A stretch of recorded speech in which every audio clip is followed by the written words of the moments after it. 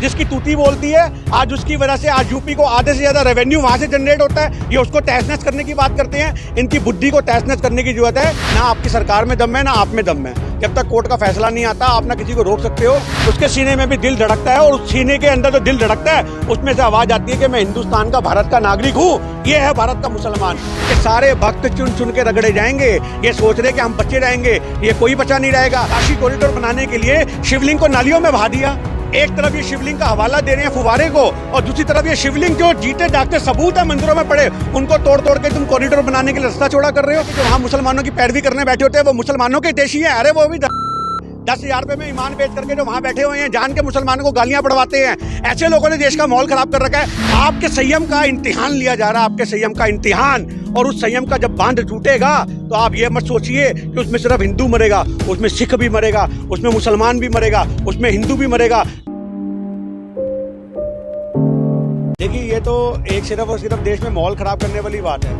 और आज सरकारें कहाँ पर हैं? वो जो सरकारें कहा करती थी कि धर्म के नाम पे हम कभी झगड़े नहीं होने देंगे, हम देश के अंदर गुजरात दोबारा नहीं बनने देंगे, फिर दोबारा गुजरात और दोबारा कश्मीर बनने की तैयारी हो रही है। आज जिसके ऊपर फिल्म बना के करोड़ों रुपए कमा रहे हैं, आज ये माहौल दोबारा सरकारें पैदा कर रही हैं। आज बजरंग दल वाले हो या हिंदू महासभा वाले हो, जितने भी ये संगठन हैं, इन सबको एक कानूनी पावर मिली हुई है, तभी ये इतना मुंह खोलते हैं। और ये यूनिटी में काम करने वाले जो भेड़ें इकट्ठी निकलती है ना, ये वैसे निकल करके सोचते छोड़े होते हैं लोगों के ऊपर, वरना अकेले के अंदर तो इनमें दम भी नहीं है कि एक अपना मुंह भी खोल सके। तो हम बजरंग दल के इस कार्यकर्ता को साफ बोलते हैं कि भाई नमाज भी वहां पढ़ी जाएगी जब तक कोर्ट का फैसला नहीं आता। आप ना किसी को रोक सकते हो, ना आपकी सरकार में दम है, ना आप में दम है। तो हम इस बंदे का समर्थन बिल्कुल नहीं करते। देखिए, ये तो पहले से शुरू से ही मामला होता आ रहा है। आज बाबरी मस्जिद पे एक बार राम मंदिर क्या बन गया, उनके बाद तो इनके हौसले बुलंद हो गए हैं। इनको ये लगता है कि भैया कोई सी भी मस्जिद को ढा दो और उसके ऊपर मंदिर बना दो और अपना वोट बैंक पक्का कर लो। ये 2024 की तैयारी हो रही है देश का माहौल खराब करके। आज जब 2024 में आज जो मैनिफेस्टो होते हैं ना, सरकारें मैनिफेस्टो में अपने दावे लेके आते हैं कि हम ये करेंगे, हम वो करेंगे, हम वो करेंगे। ये अपने हिंदू लोगों को लुभाने के लिए ये बोलते हैं इस मस्जिद पे ये मंदिर बनाएंगे, इस मस्जिद पे ये मंदिर बनाएंगे। तो ये क्या है? ये देश का माहौल खराब करने का पूरा तरीका है, देश में उन्माद फैलाने का तरीका है। लोग बोलते थे कि भैया गुजरात मॉडल वाला आदमी जो है वो देश संभाल रहा है। अब समझ में शायद सबको आ रहा हो गुजरात मॉडल क्या था। 2002 के दंगों की बात की जाए तो शायद वही 2002 का दंगों का जो माहौल था वो गुजरात मॉडल था। आज उसे पूरे हिंदुस्तान में अप्लाई किया जा रहा है। इस चीज़ के हम अगेंस्ट हैं और सरकारों को ये चेतावनी देते हैं, सरकारों से निवेदन भी करते हैं कि इस तरह से माहौल खराब करने की बजाय देश में बेरोजगारी, भुखमरी, मंदी जो इस कदर बढ़ चुकी है, आए दिन सिलेंडर बढ़ा रहे हो, तुम गेहूं के निर्यात के ऊपर रोक लगा रहे हो, जो एक बुनियादी जरूरतें हैं लोगों की उसके ऊपर ध्यान दो। ये हिंदू मुस्लिम को बढ़ाकर कुछ नहीं होगा। दूसरा श्रीलंका हम बहुत जल्द बन जाएंगे। देश के खजाने खाली हैं, खाने को रोटी नहीं है, और ये देश में लोगों को खाली पेट तलवारों से लड़वाते का माहौल बना रहे हैं। मैं आपसे क्या कहना चाह रहा हूँ, 1400 साल पहले का मुस्लिम धर्म बना है। आप मेरी बात समझो, 5000 साल पुराने पहले आपकी वो बनती आ रही है। जो हिंदू धर्म की संस्कृति है वो 5000 साल से भी पुरानी है। अब उस हिसाब से तो पहले सभी हिंदू थे, मेरी बात को समझो, पर सबने अपने अपने मजहब को अपने अपने तरीके से जीना शुरू किया। हमारे संविधान ने सबको राइट दिए। आज कोई हम सिख धर्म 400 साल पुराना है तो क्या तुम उसको धर्म नहीं मानोगे? क्या तुम मुस्लिम धर्म को धर्म नहीं मानोगे? तो भैया ऐसे तो हिंदुस्तान के कोने कोने में खुदाई कर दो, वहाँ कोई ना कोई मूर्ति निकल के आ जाएगी। ये कोई बड़ी बात नहीं है। पर आज तुम्हें अगर कुछ खुदाइयाँ करनी है तो देश के उन मुद्दों की खुदाइयाँ करो जिससे लोग परेशान हैं। तुम बेरोजगारी के मुद्दों को खोदो, तुम महंगाई के मुद्दों को खोदो कि साला ये किस वजह से है। आज तुम धार्मिक भावनाओं को भड़का के लोगों को एक दूसरे के अगेंस्ट पर खड़ा करो। मुद्दे खोदने, ताजमहल की बात करते हैं जो देश का विश्व का 8वां अजूबा है, जिसकी तूती बोलती है। आज उसकी वजह से आज यूपी को आधे से ज्यादा रेवेन्यू वहां से जनरेट होता है। ये उसको तहस नहस करने की बात करते हैं। इनकी बुद्धि को तहस नहस करने की जरूरत है। इन सरकारों के ऊपर मंथन करने की जरूरत है और देश के लोगों को विचार करने की जरूरत है कि तुमने किन आतंकियों को गद्दी पे बैठा दिया जो देश में आतंक का माहौल पैदा कर रहे हैं। देखिए, मैं आपसे क्या कहना चाह रहा हूँ, मैं आपसे यही तो कहना चाह रहा हूँ, मुगलों की बनाई जो विरासतें हैं ये उन सबको तहस नहस कर करके कुछ हासिल नहीं करेंगे। आज मुगलों के टाइम में तो भारत सोने की चिड़िया होता था। आप मेरी बात समझो, अंग्रेज हमारे देश में आए, उसके बावजूद भी हमारे देश में बहुत कुछ बचा रहा। उसके बाद कांग्रेस ने शासन के तब भी हमारे देश में बहुत कुछ बचा रहा। सबने कुछ ना कुछ बनाया। सिर्फ यही एक सरकार है जिसने बेचने का और खोदने का काम किया। आज अगर इनको कुछ खोदना है तो नफरत की वजह खोदे, मैं फिर बोलता हूँ, और उन वजहों को खत्म करो। और ये गद्दी पे बैठे लोग पीठ पीछे तो मुसलमानों को गले लगाते हैं, उन्हें अपना दामाद बनाते हैं, पर आम जनता को हिंदू मुस्लिम के रूप में बढ़ाते हैं। आज आपको पता होना चाहिए, बीजेपी के जितने बड़े से बड़े मंत्री हैं, बड़े से बड़े नेता हैं, सबके दामाद मुसलमान हैं। इनको दामाद मुसलमान चाहिए पर हिंदुस्तान में मुसलमान नहीं चाहिए। ये चीज सोचने की बात है। इस चीज के हम लोग खिलाफ हैं। एक आम आदमी के अंदर भी वही भावना है, उसके सीने में भी दिल धड़कता है, और उस सीने के अंदर उसका जो दिल धड़कता है उसमें से आवाज आती है कि मैं हिंदुस्तान का, भारत का नागरिक हूँ। ये है भारत का मुसलमान, जिसको ये लगातार आतंकी बनाने की कोशिश करते हैं। मैं आपको एक बात और बता दूं, अगर एक मुसलमान आतंकी हो जाए ना तो पूरी दिल्ली खत्म हो जाए। आज भारत के अंदर तो कम से कम 30 करोड़ मुसलमान हैं। तुम किस मुसलमानों के ऊपर आतंक का टैग लगा के उन्हें तहस नहस करने की बात कर रहे हो? आप एक बात बताइए, आज आप अमरनाथ यात्रा की बात करें, आप वैष्णो देवी मंदिर की बात करें, आप जो सारे के सारे तीर्थ स्थल हैं वो सब कांग्रेस के टाइम की तो बने हैं। इन्होंने तो काशी विश्वनाथ मंदिर में काशी कॉरिडोर बनाने के लिए शिवलिंग को नालियों में बहा दिया। एक तरफ ये शिवलिंग का हवाला दे रहे हैं फुवारे को, और दूसरी तरफ ये शिवलिंग जो जीते जागते सबूत है मंदिरों में पड़े, उनको तोड़ तोड़ के तुम कॉरिडोर बनाने के लिए रास्ता छोड़ा कर रहे हो। आप वाराणसी में जाओ और वहां पे फूल, प्याज, जो वो आपका प्रसाद बेचने वाले लोग हैं उनसे पूछोगे तो बताएंगे गली गली में मंदिर तोड़े इन्होंने। गली गली में मोदी जी ने दिल्ली का मंदिर तोड़ा, हनुमान मंदिर तोड़ा, रविदास मंदिर तोड़ा।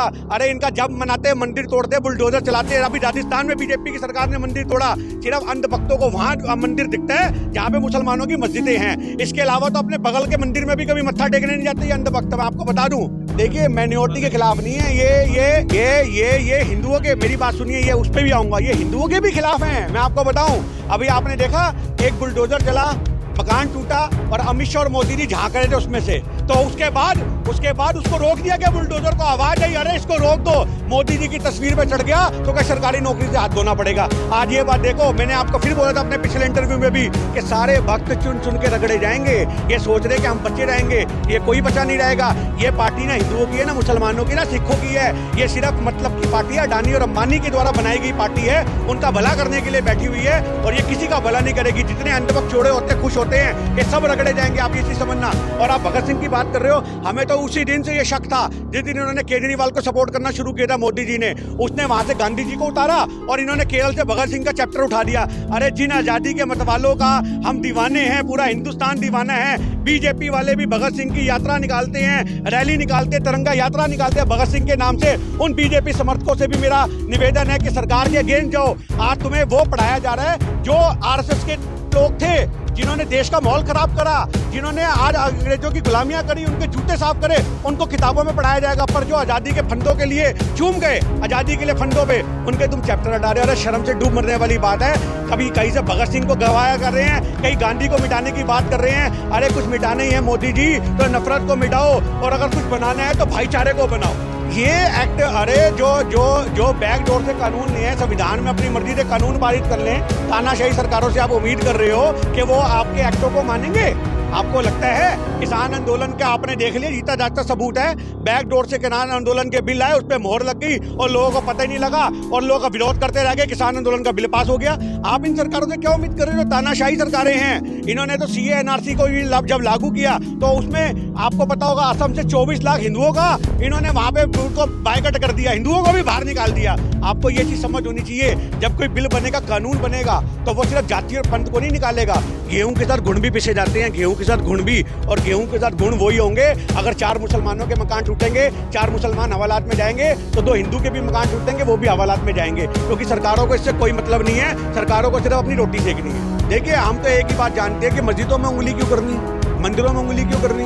अरे करनी है तो देश के हालातों में उंगली करो, उसमें देश के हालातों को सुधारने की बात करो, उसके ऊपर मीटिंगें होनी चाहिए। और ये नकली मीडिया जो हम लोग रोज देखते हैं सुबह से शाम तक, इनको एक मौलवी दिखता है, एक पंडित दिखता है, उनको बिठा करके डिबेट कराते हैं, 5-5 हज़ार रुपये उसके बाद जेब में डाल देते हैं, कहते हैं बेटा घर जाओ, हमारा काम हो गया, हमने टीआरपी से करोड़ों कमाया, 5-5 हज़ार तुम भी कमा लो। इनका क्या मतलब है? आपको क्या लगता है कि जो वहाँ मुसलमानों की पैरवी करने बैठे होते हैं वो मुसलमानों के देशी हैं? अरे वो भी 10,000 रुपए में ईमान बेच करके जो वहां बैठे हुए हैं, जान के मुसलमानों को गालियां पड़वाते हैं। ऐसे लोगों ने देश का माहौल खराब कर रखा है। एक मुस्लिम बोलते हैं हम बॉयकॉट करते हैं चैनल का, नहीं आएंगे हम। एक पंडित बोलते हैं हम नहीं आएंगे। तुम भाईचारे की बात नहीं कर रहे, तुम आपस में देश को बिड़वाने की बात कर रहे हो। अजान पे अल्लाह, हनुमान पे अल्लाह। अरे क्या मतलब है? हल्ला करना है तो महंगाई पे अल्लाह करो, हल्ला करना है तो आपको रोजगार पे अल्लाह करो, सरकारी नौकरियां लोगों की बंद पड़ी हैं उस पर अल्लाह करो, देश के माहौल पे चर्चा करो अगर करनी है तो। तुम चर्चा करते हो हिंदू मुसलमान पे। आज 8 साल से हो क्या रहा है, लोगों के दिमाग में नफरत के बीज बो दिए गए हैं। एक दिन वो पेड़ बन जाएंगे। ये छोटे छोटे बच्चे जो हमारे गलों में पल रहे हैं, एक दिन तलवारें उठा करके, भाले उठा करके आपस में लड़ेंगे। ये भाला मुसलमान का नहीं है, ये हिंदू का। तेरे हाथ में तलवार तलवार है तो तू मुसलमान है, आज आप भाले और तलवार की लड़ाई कराएं। ये हमारे देश का माहौल बनता जाए। हम यही तो कहना चाहते हैं, बेरोजगारी की बारी करो, महंगाई की बारी करो। ये मथुरा काशी इनमें घुसने की कोई जरूरत नहीं है। जो धार्मिक स्थल जहाँ बने हुए हैं उसको बने रहने दो। तुम एक बात याद रखो, देश का माहौल खराब करके जबरदस्ती आज आप यहाँ बैठे, मैं आपको चुंडियां मारता रहा, कब तक चुंडियां खाओगे? ये देश के मुसलमानों को उकसाने का काम कर रहे हैं। और जिस दिन मुसलमानों को उकसा करके 2-4 मुसलमानों ने भी विरोध कर दिया तो ये उस विरोध को भी आतंकवाद से जोड़ देंगे। अगर 10 मुसलमान सड़कों पर उतर आए ना कि भैया ये चीज नहीं होनी चाहिए, तो ये उनके प्रदर्शन को भी आतंकवादी घोषित कर देंगे कि आतंकवादी सड़कों पे आगे देखो तलवारें लेकर के बंदों को मारेंगे। ये हमारे देश का माहौल है, ये जान के कर रहे हैं। आपके संयम का इम्तिहान लिया जा रहा है, आपके संयम का इम्तिहान। और उस संयम का जब बांध टूटेगा तो आप ये मत सोचिए कि उसमें सिर्फ हिंदू मरेगा, उसमें सिख भी मरेगा, उसमें मुसलमान भी मरेगा, उसमें हिंदू भी मरेगा। 2002 गुजरात का दंगा आज तक हम नहीं भूले।